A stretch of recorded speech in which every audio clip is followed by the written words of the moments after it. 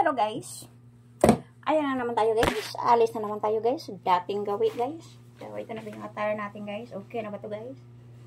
Attire tayo guys. Parang ano naman tayo niyan. Kagalang-galang naman tayo tignan. And then, shade tayo kasi pang protect sa ano mata guys. So ang init sa labas guys. So ito ang ating atin ako guys.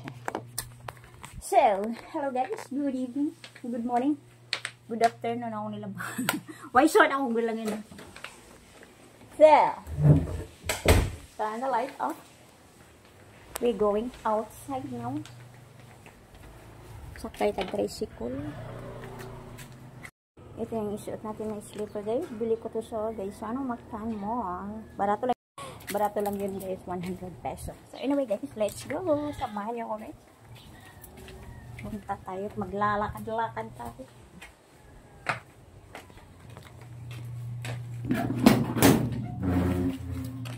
Medyo kauwan yun. Hopefully dili siya uwan guys. No? Kaya lain kayo lakaw uwan guys. Lapok. Mong area guys is lapok din siya guys. So, this is why kasi kadag-ungaw na sa everyday mag-uwan din siya. Ito na guys, late ako guys. So, madali na guys kay saan na orasa.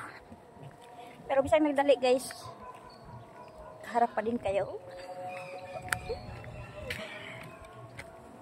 Kaharap ko pa din kayo guys. Basta nasa social media guys, lagi akong kaharap ninyo guys. Magatanta og tricycle na unahan gamay. So manamang area guys, muagip di may kalapukan. No, mana nga mag-uwan guys. Magbulguol di may gamay guys kay dangog sa motor. Dangog sa tiil. Lapok pa jud sa tiil. Oh my gosh. Pero laban lang guys. So maman jud ni.